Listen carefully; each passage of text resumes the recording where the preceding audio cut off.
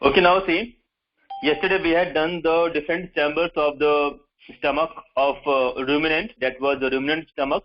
Okay, the stomach which should have the capacity, which is having the capacity that first of all the food will be taken into their stomach, and after it will be taken back again into the mouth, and then after it will be crushed, and ultimately it will be allowed to go into the stomach. This was the type of the stomach. So this stomach will be found especially in the animals. They will be called as the ruminants animals. ठीक है ना? और उनको हम क्या बोलते हैं? Kettles बोलते हैं, अगर आप लोगों को याद हो तो. ठीक है, चलो. तो और क्या पढ़ा था हम लोगों ने? These animals are having the 4 chambers in their stomach. The first one is the rumen. Rumen will be called as a storeroom. First of all, the food will go in the rumen. Then after, when the food will be finished, जब उनका food खत्म हो जाएगा, तब then after they will take back food from the rumen. They will take back the food from the rumen into the mouth.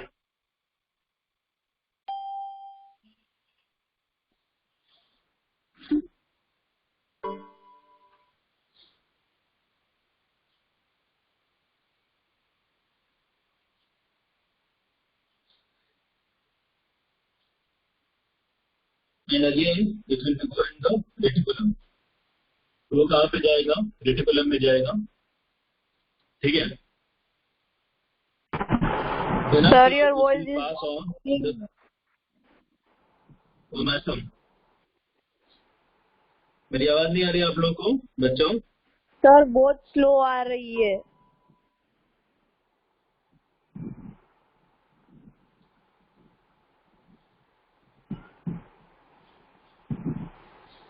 Now, then after abomasum.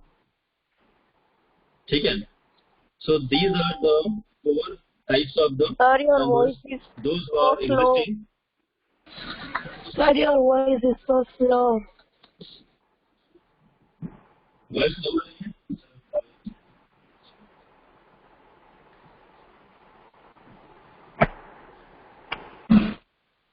Sir, your voice is very slow.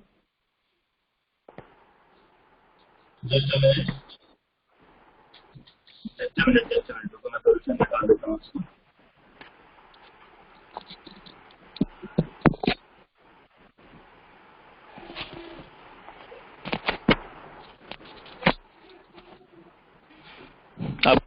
बस. Hello everyone, अब मेरी आवाज आ रही है? No, sir. Yes, sir. This is not coming. Yes, sir. अब आ रही है. चलो, तो देखो अब मैं आपको बता रहा था कि जो 4 चैम्बर्स होंगे, फर्स्ट नंबर क्या होगा? Rumen. First of all, the food will go in the rumen and it will get stored. Then after, it will be taken back again into the mouth and it will be crushed, and again it will be allowed to go in the stomach. But this time it will go in the reticulum. Then after, from reticulum it will pass on the omasum. Then after, it will pass on the abomasum. Okay.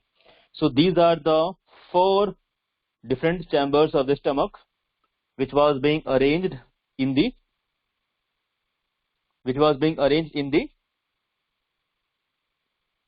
ruminants, cattles में. ठीक है ना?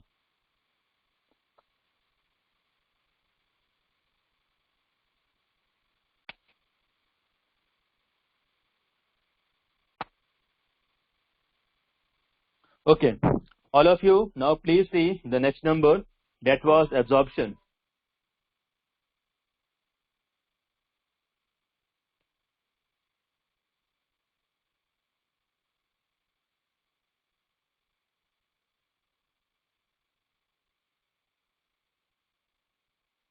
चलो, all of you now please see the absorption on page number 31.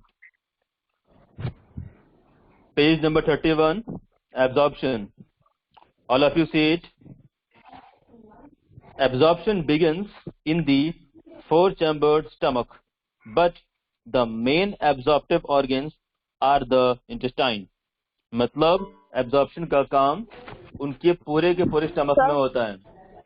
Absorption का काम उनके stomach में होगा, लेकिन एब्जॉर्प्शन का मेन काम कहाँ पे होगा? इंटेस्टाइन में होगा। Hello sir. एब्जॉर्प्शन का मेन काम कहाँ पे होगा? एब्जॉर्प्शन इंटेस्टाइन में होगा। Hello sir. ठीक है, हाँ बेटा बोलो। सर व्हाट इज द बोलो मीनिंग बोलो। Of tube? ट्यूब्स,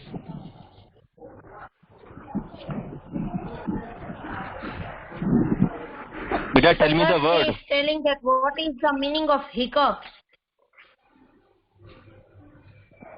हिकअप्स वाला मैंने कल करवाया नहीं था आप लोगों को? कल करवा दिया था ना?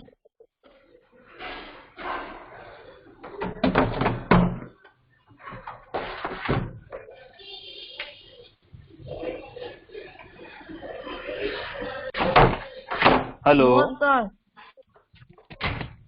हिकअप्स नहीं हुआ था कल?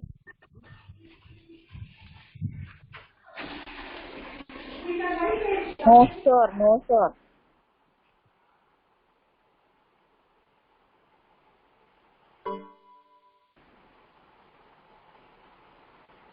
क्या बात कर रहे हो? कल 7th A की क्लास थी ना मेरी, कल मैंने हिकअप्स करवाए थे आप लोगों को।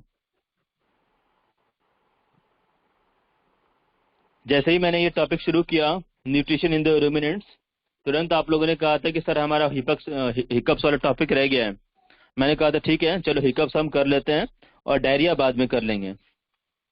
नो सर, हमारे क्लास में नहीं हुआ है। पक्का? एवरीवन बेटा please reply, hiccups has been done और नॉट?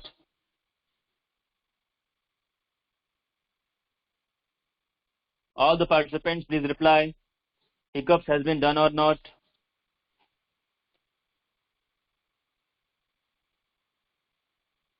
नहीं हुआ? अच्छा एक बात बताऊं, कल हम लोगों ने इंजेशन और डाइजेशन किया था, nutrition in the ruminants, ingestion और डाइजेशन हुआ था हमारा।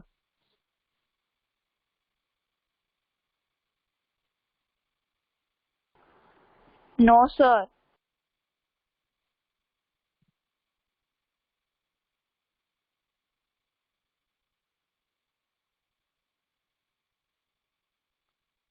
बेटा कल मंडे था ना, मंडे को 7th A की क्लास हुई थी हमारी, तो 7th A की क्लास में क्या पढ़ा था हम लोगों ने कल? सर बट कल तो हमारी यस्टरडे तो हमारी क्लास ही नहीं थी साइंस की।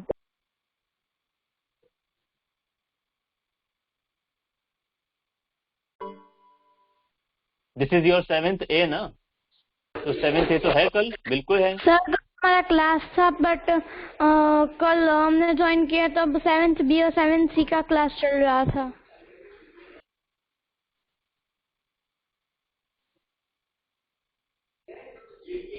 आपने कल समझाया था, सिर्फ मैं ही थी वहाँ और कोई नहीं था।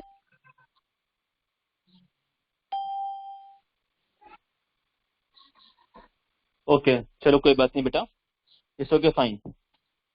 तो ओके तो न्यूट्रिशन इन द रूमिनेंट्स, लगता है वो लोग गलती से ज्वाइन हो गए। ओके ठीक है बच्चों, तो आप ठीक है, तो ओके तो चलो, ये टॉपिक अभी तक शुरू नहीं हुआ ना आप लोग का, न्यूट्रिशन इन द रूमिनेंट्स, ये टॉपिक अभी तक शुरू नहीं हुआ ना हमारे आप लोगों का 7th A का।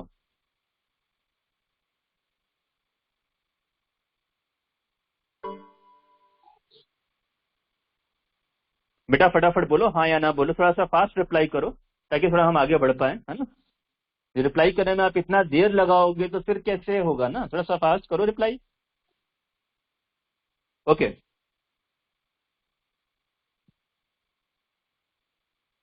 चलो,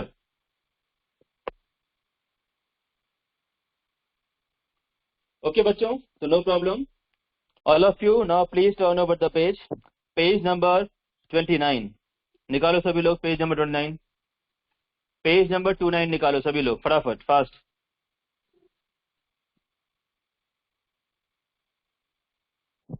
All of you now see,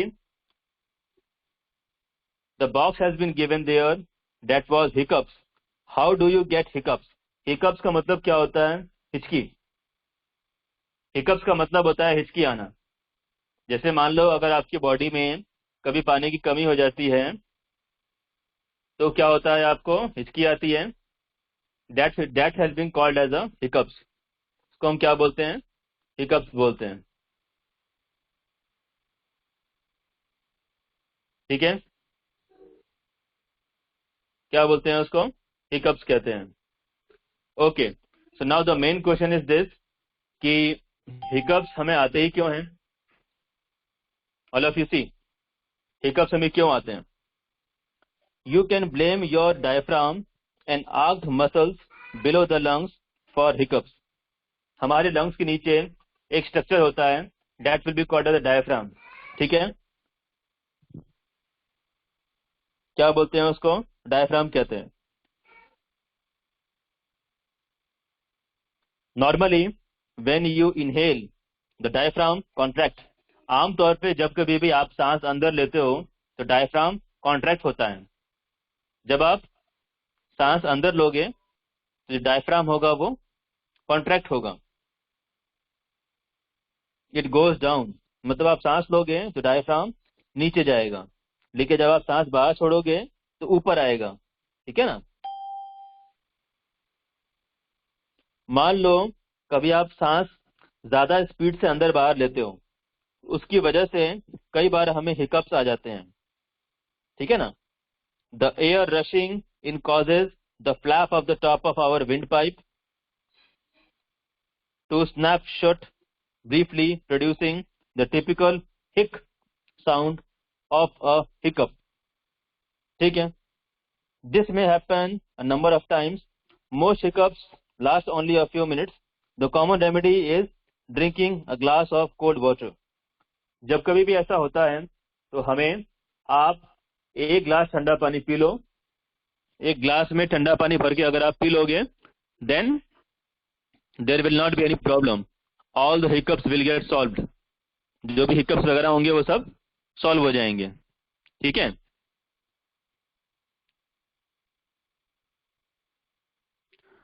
Kavya बेटा ऑफ योर कैमरा।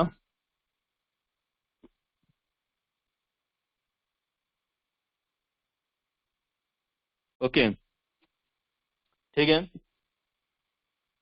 आमतौर पे क्या होता है, हमें ऐसा कहा जाता है,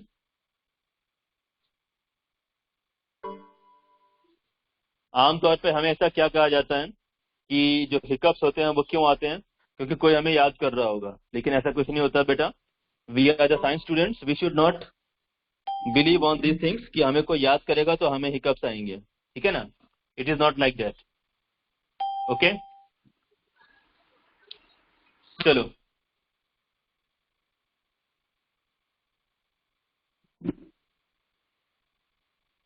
now all of you please. देखो बच्चों, डायरिया हम लोग बाद में करेंगे और जो हमें केस स्टडी दिया हुआ है वो भी हम बाद में देखेंगे। Now, right now, we should move on the page number 30. All of you, now please move on the page number 30.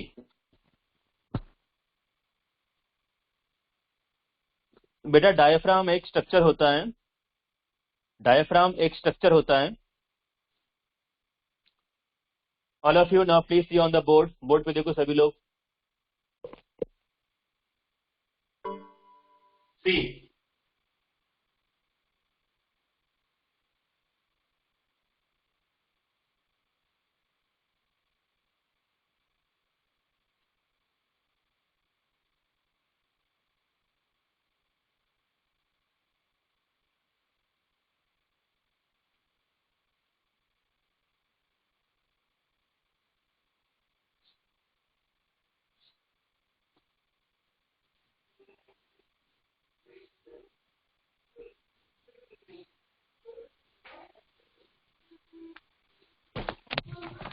Diagram दिख रहा है सभी को। देखो वहां पे विंड पाइप है, विंड पाइप के थ्रू विंड हमारे लंग्स में जाती है। ठीक है, और विंड की वजह से हमारा जो लंग्स होगा वो क्या होगा, स्वेल्व कर जाएगा। whenever the wind whenever the air will enter in our lungs, then at that time the lungs will get swell up। जो हमारे लंग्स होंगे वो स्वेल्व करेंगे, फूल जाएंगे। ठीक है ना, और उनके फूलने की वजह से the diaphragm will feel pressure. Diaphragm के ऊपर प्रेशर फील होगा, उसके ऊपर प्रेशर एक्सर्ट होगा, so the diaphragm will move down, diaphragm जो होगा वो नीचे की तरफ जाएगा। जाएगा ना भाई, देख के लग रहा है ना आप लोग को। हमारे जो लंग्स हैं, लंग्स में अगर एयर जाएगा तो क्या वो एयर की वजह से जो हमारे लंग्स हैं वो ज्यादा स्वेल होंगे। जब लंग्स स्वेल होंगे तो वो अपना प्रेशर किसके ऊपर डालेंगे? डायफ्राम के ऊपर। तो देखने में फील हो रहा है ना आपको कि जो डायफ्राम है वो नीचे की तरफ पुश होगा, ठीक है ना। So this is called the diaphragm. ये डायफ्राम होता है। Diaphragm is the structure, it will keep our thoracic region and the abdomen region separate। हमारे thoracic और abdomen, thoracic region and the abdomen region, they both are get separated from the diaphragm। Diaphragm की वजह से हमारे body के thoracic region और abdomen region ये दोनों के दोनों सेपरेटली मेंटेन करते हैं, ठीक है। चलिए, all of you now please turn over the page number 30, page number 30। Now children, today we are going to start a very new topic, that was the nutrition in the ruminants। Children, today we are going to start our topic nutrition in the ruminants, ठीक है। देखो इसमें हम क्या पढ़ने वाले हैं।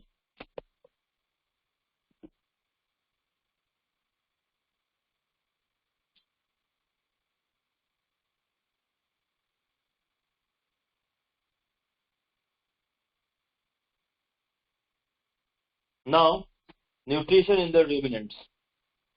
बच्चों पहले आप ये समझ जाओ कि what is the meaning of ruminants।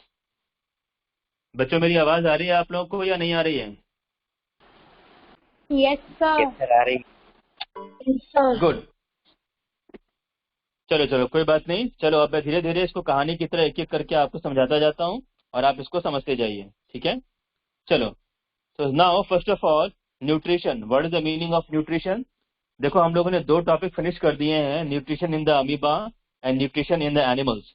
तो आई बिलीव कि न्यूट्रिशन वर्ड का मतलब तो आपको समझ में आ गया होगा। फिर भी चलो मैं बता देता हूँ, हो सकता है कुछ लोग अगर भूल गया हो। न्यूट्रिशन वर्ड का मतलब होता है the mode of transfer of food, how we are taking the food, that will be called as a nutrition. आप फूड किस तरह से लेते हो, that will be called as a nutrition, ठीक है ना। तो न्यूट्रिशन इन रूमिनेंट्स। रूमिनेंट्स का मतलब क्या होता है? Ruminants is the name of the stomach. It is a special type of stomach. Ruminants are the special type of stomach, ठीक है ना। They will allow the food to be go in the stomach 2 times, first time and second time। You all are getting my voice? You all are getting my word meaning? Yes sir. तो एक ऐसा stomach जो अपने अंदर food को 2 बार allow करे, उसको मैं क्या बोलूंगा? रूमिनेंट, ठीक है ना। This type of stomach is basically found in the kettles. ये स्टमक, इस तरह का स्टमक हमें जनरली कैटल्स में देखने के लिए मिलता है। बोर्ड पे मैंने लिखा हुआ है कैटल्स। तो ruminant stomach will be found specially in the kettles, ठीक है। Ruminant stomach will be found only in the kettles, ठीक है। चलिए, चलो थोड़ा हम इसके बारे में जान लेते हैं ये क्या होता है। All of you now please see the page number 30। How you see a cow chew continuously or ever wondered why it is not it why it does so। मतलब कई बार आप लोगों ने काउज और बफेलोज को रोड के किनारे बैठ करके च्यू करता हुआ देखा होगा कि वहां पर आसपास कहीं फूड अवेलेबल तो नहीं है, मतलब उनके आसपास फूड अवेलेबल नहीं है, लेकिन फिर भी वो लगातार अपने मुंह को चलाती रहती हैं। कौन? Cows and buffaloes. Cows, buffaloes, cattle, ठीक है ना, sheep, they all will always continue to their mouth. Why? Because they are having the ruminant stomach. मतलब एक बार फूड को अपने स्टमक में ले लिया, उसके बाद दोबारा से उसको निकाला और माउथ में दोबारा से उसको क्रश किया, फिर अपने स्टमक में लिया। बच्चों शॉर्टकट में मैं आपको बात बताना चाहता हूं। In the shortcut I want to tell to all of you that these animals are having the 4 chambered. These animals are having the 4 chambered of stomach. उनके स्टमक के 4 चैम्बर्ड होते हैं। कौन कौन से, वो हम बाद में पढ़ेंगे। All of you now please see in the textbook. Actually, cow and some other plants eating animals like goat, deer, etc. swallow their food after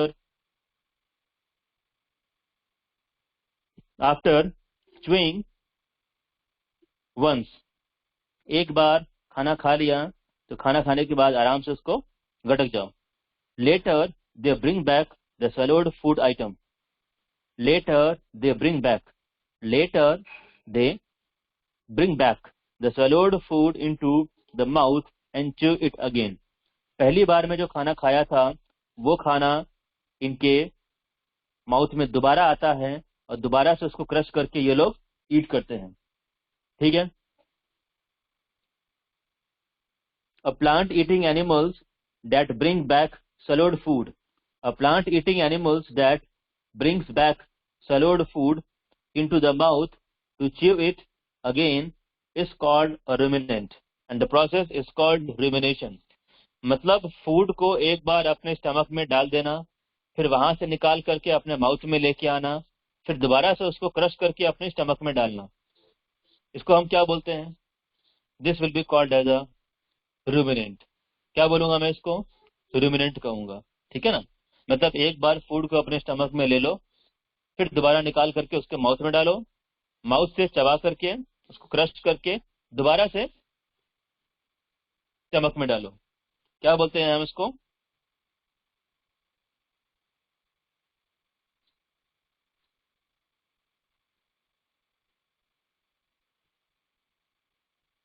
ठीक है बच्चों। So now the habitat of the rumination. The habitat of the ruminants makes their digestive system different from ours, and thus they need to study them separately. These animals, the cattle, are having the different system of stomachs in their body. इनके body में एक अलग तरह का system मिलता है जो generally बाकी सारे एनिमल्स में नहीं मिलता। This is what required. This is what being required by the animals. This is what being required कि हमें कैटल्स को अलग से स्टडी करना पड़ रहा है। कैटल्स का स्टमक और कैटल के स्टमक के अंदर की फंक्शंस को हमें अलग से पढ़ना पड़ रहा है, क्योंकि इनके अंदर जो स्टमक मिलेगा उसमें 4 चैम्बर्ड मिलते हैं, जबकि हमारे और आपके स्टमक में 4 चैम्बर्ड नहीं मिलते हैं, एक ही चैम्बर होता है। एक बार फूड गया तो दोबारा से हमारे माउथ में नहीं आता। इसीलिए हम क्या नहीं है? We are not the ruminants. हम लोग रूमिनेंट्स नहीं है। ठीक है।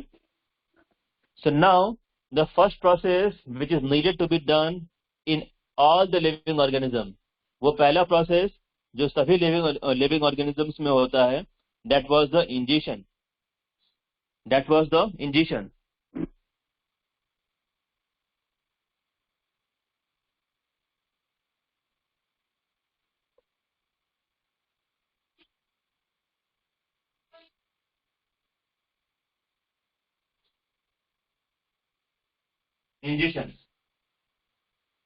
ठीक है। क्या होता है ये इंजेशन? देखो तो,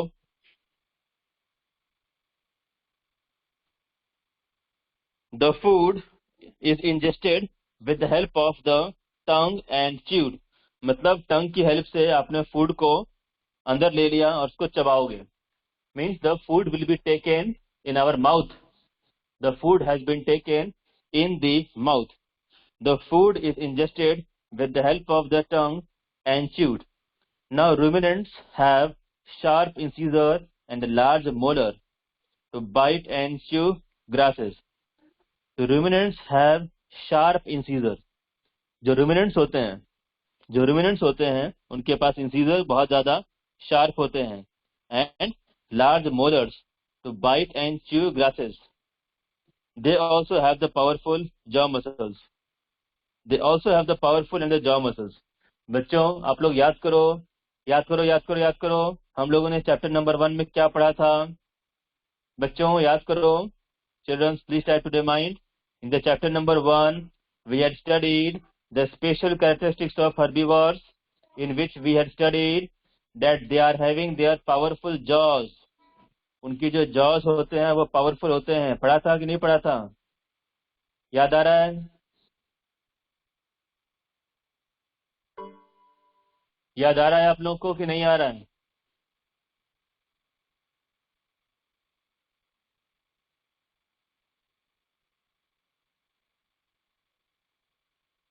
अरे रेस्पॉन्स तो करो, आवाज आ रही है मेरी कि नहीं आ रही है?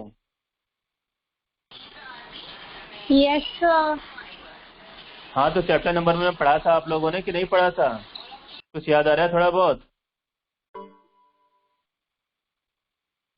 चैप्टर नंबर 1 में आपने हर्बीवोर्स के स्पेशल कैरेक्टरिस्टिक्स पढ़े थे, कुछ याद है? क्या पढ़े थे? काउज एंड द बफेलोज के बारे में क्या पढ़ा था इनके बारे में? They are having the very sharp and very fine, sharp and very fine incisors. इनके जो इंसीजर होते हैं बहुत ही ज्यादा शार्प होते हैं और बहुत ज्यादा फाइन होते हैं। क्यों? देखो मैं आपको समझा रहा हूं, सुनो।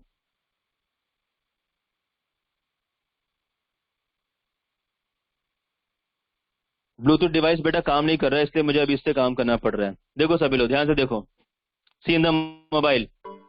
फॉर एग्जाम्पल अगर कोई एनिमल है वो हर्बीवोर्स है, ठीक है, that animal is going to balance its body with the help of their forelimbs as well as the hind limbs. मतलब उसके आगे वाले दोनों पैर और पीछे वाले दोनों पैर सारे के सारे बिजी हैं। आने वाले 2 पैर और पीछे वाले पैर सब के सब बिजी हैं। उस एनिमल को ग्रास ईट करना है तो कैसे ईट करेगा?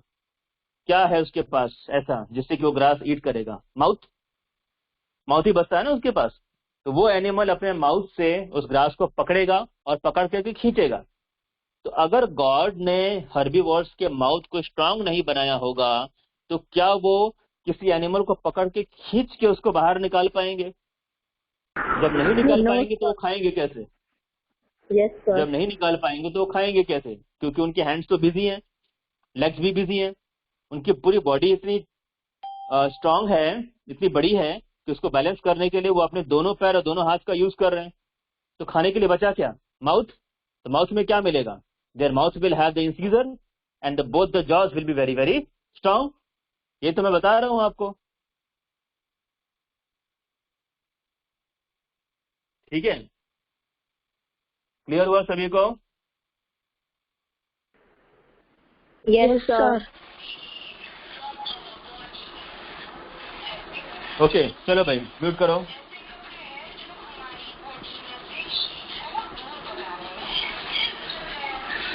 इसका माइक कौन है भाई?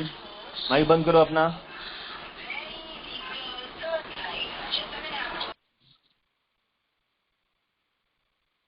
चलो, so they also have the powerful jaw muscles. इनकी जो जॉ मसल्स होती है वो कैसी होती हैं? पावरफुल होती हैं, ठीक है। नेक्स्ट नंबर चलिए, डाइजेशन। डाइजेशन का मतलब क्या होता है बच्चों? वो मैंने आपको बताया था, that was the breaking of complex molecules into the simpler one. Complex molecules को ब्रेक करके उसको सिंपल में कन्वर्ट करना, ठीक है ना। मतलब जितनी भी चीजें कॉम्प्लेक्स हैं उन सबको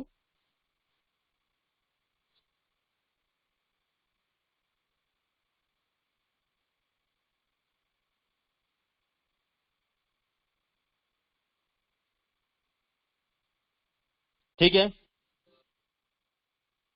चलो बच्चों नेक्स्ट नंबर पे आ जाओ, डाइजेशन पे आ जाओ। आफ्टर बीइंग च्यूड वंस, एक बार फूड को ईट करने के बाद, the food pass down the 2 to 3 feet long esophagus. The food pass down the 2 to 3 feet long esophagus. जो फूड है वो 2 से 3 फीट लंबे ईसोफेगस के थ्रू पास ऑन करता है। बच्चों मेरी बात ध्यान से सुनो, मेरी बात को ध्यान से सुनना आप लोग, ठीक है? मैं क्या बोल रहा हूं? After being chewed once, the food passed down the 2 to 3 feet long esophagus. Children, you all can see the esophagus in the figure 2.5. Figure 2.5 में आप सभी लोग esophagus का स्ट्रक्चर देख लीजिए, कितना लंबा है, फूड उसको कहाँ मिल रहा है और अल्टीमेटली में उसको कहाँ तक उसको लेके जाना है. देखिए, in the cows, in the buffalo, the length of esophagus will be very great. esophagus का जो लेंथ होगा वो कैसा होगा, ज्यादा बड़ा होगा, ठीक है ना, क्योंकि उसको डाइजेस्ट कहीं और करना है, इसीलिए. ठीक है. After being chewed once, the food passed down the 2 to 3 feet long esophagus. The esophagus led to the stomach. The stomach of the ruminants has 4 chambered. ruminants का जो stomach होता है उसमें 4 chambered होंगे. क्या क्या नाम होगा उसका? rumen, reticulum, omasum and abomasum. rumen, reticulum, omasum and abomasum. ठीक है.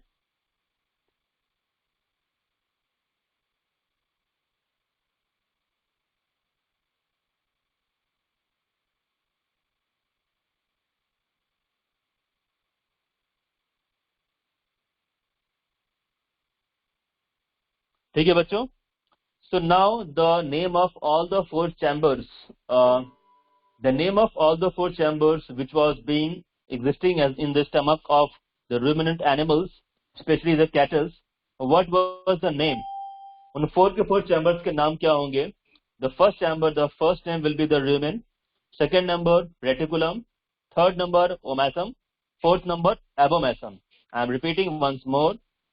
First number rumen, second number reticulum, third number omasum, fourth number abomasum. These are the name of 4 different chambers which will be found in the stomach of cattle. ठीक है. Kettles के stomach में हमें ये चार chambers मिलते हैं. चलो अब एक एक करके हम पढ़ते हैं कि इन चैम्बर्स में हमें क्या क्या मिल रहा है. ठीक है. इन चैम्बर्स के थ्रू हमें क्या क्या मिलता है. Let's have study one by one. All of you now please come on the page number 31. All of you now please come on the page number 31. Page number 31 पे आ जाइए सभी लोग.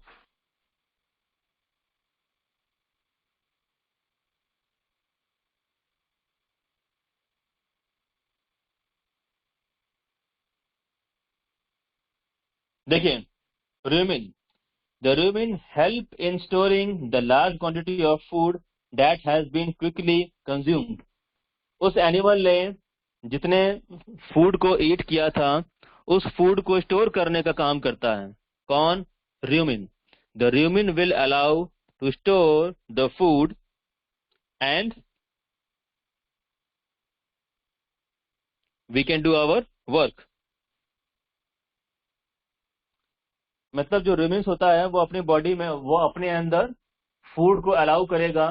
The rumen will allow the food to get stored in the body at the time when the food was available and the animal was in hurry to take the maximum food in its body, because right now the food is available, but when the food will be available again, भाई अभी तो food दिख रहा है लेकिन अब पता नहीं कब मिलेगा. It is not confirm to anyone. इसीलिए ये क्या काम करते हैं, जब ज्यादा फूड होता है तो फटाफट उसको अपने rumen में लेके भर लेते हैं. ठीक है ना. उसके बाद वहां से निकाल के चबाते हैं. और चबाने के बाद जो है वो दूसरे स्टमक में जाता है, रेटिकुलम में जाता है. ठीक है. The food is partially digested here and is now called the cud. याद रखना बच्चों, आपके यहाँ पर जो फूड आएगा कहाँ पर? rumen में. The food will go first of all in the mouth. The food will go in the stomach. Sorry, the food will go in the rumen first of all. From the rumen it will be stored. ठीक है ना. तो उस food को मैं क्या बोलूंगा? cud. The food is partially digested here and is now called the cud. तो मतलब जो एक गीला सा खाना आपकी रूमेन में इकट्ठा हुआ है, क्या बोलूंगा मैं उसको? Curd. The curd is then brought back to the mouth. Curd को दोबारा से माउथ में ले जाया जाता है। Rechewed and reswallowed in the process called curd chewing.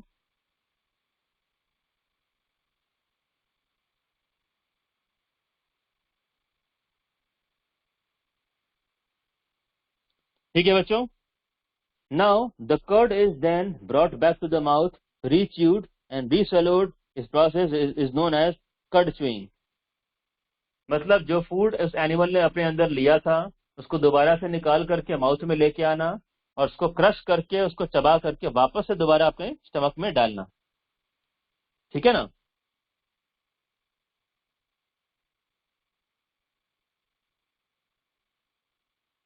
The rumen has the billions of bacteria and the protozoa which help down the carbohydrate called cellulose found in hay and grasses. बेटा कल मुझसे एक बच्चे ने हे का मतलब पूछा था। Sir what is the meaning of hay? Hay का मतलब होगा बच्चों प्लांट का कोई ऐसा पार्ट जो ग्रीन हो और यहाँ पर एग्जिस्ट कर रहा हो। ठीक है, दैट वाज द हे। तो रूमिन का बेटा समझ में आ गया ना आपको कि रूमिन का क्या यूज होता है? What will be the use of the rumen? The rumen will be used to store the extra amount of food which has came in the body. ठीक है, जो बॉडी सही है। ओके, तो this was all the function about the rumen. तो ये सारी बातें मैंने आप लोगों को रूमिन के बारे में बताया। ठीक है बच्चों?